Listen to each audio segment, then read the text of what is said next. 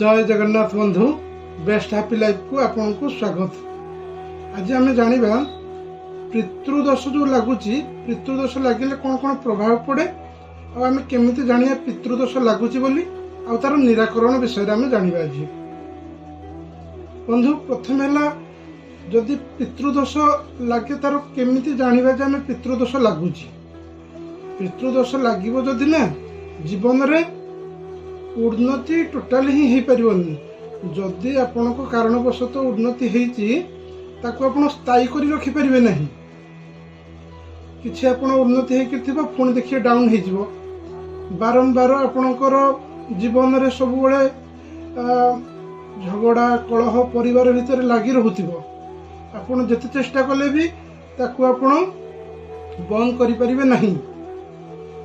किछि किछि रहुची तार जेमति कि आपणकर जदि कौनसी मंगल काम रे आपण बाहरी चंती किंबा आपण घरे कौनसी मंगल काम करिया को जाउचंती सेथिरे आपणकर असुविधा कोठी ना कोठी हेइ जिवो।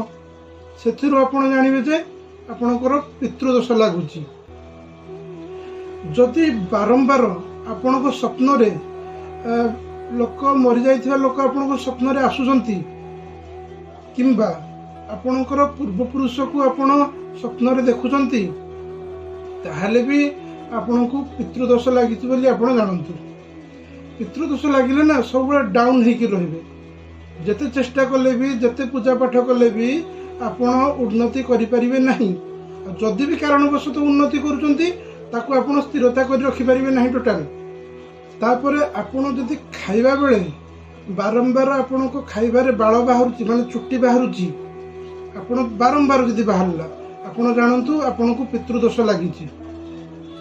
आउ जे कोनसी काम को आपण जानतु आपण जदि 50टा काम को जाउचंती ताधरे आपण 30टा काम रे जदि असफल होउचंती बारंबार आपण जो काम को जाउचंती असफल होउचंती ताहाले भी जानतु आपण को पितृदोष लागिची।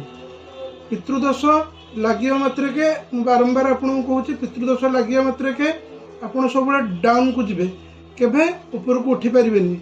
घरे सब अशांति लगी रहिबो।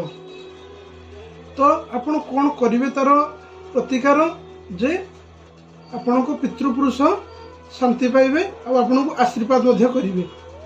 प्रथम है आपन को पितृपक्ष रे जो रहुचे हमर पितृपक्ष से पितृपक्ष रे आपन भागवत कथा करंतु गरीब आउ ब्राह्मण मान को खाइबा को दियंतु।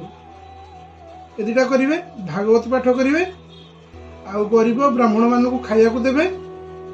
आ समस्त गोटे इम्पोर्टेंट कथा है आपण काउ को आपण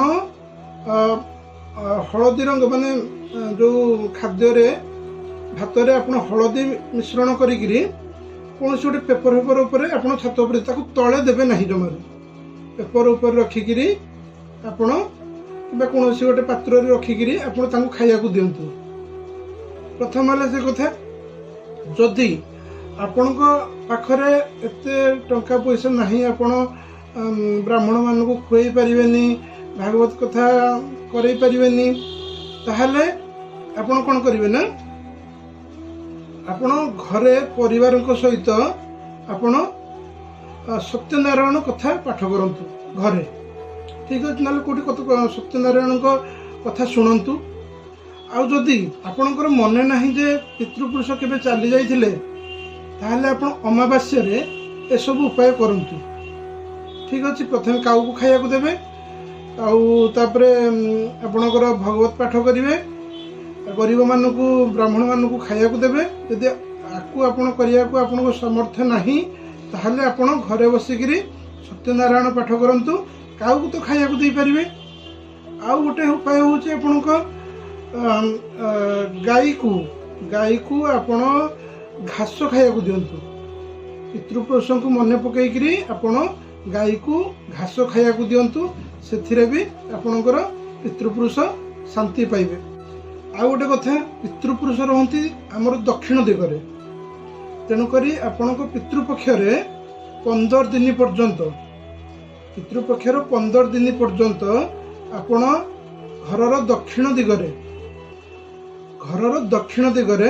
आपण दीप रखंतु दक्षिणमुखा करिकरी आपण किछि भोजन दियंतु आउ जल भी दियंतु सेथिरे भी आपणकर पितृपुरुष शांति पाइबे। जेतेबेले तांको ए सब अर्पण करूछन ना सबले श्रद्धार सहित करंतु भक्तिर सहित करंतु कहीं ना तांको यदि आपण संतुष्ट करिवे आपणक कूलरे आपणक वंशरे सबले खुशी ही लागी रहिबो।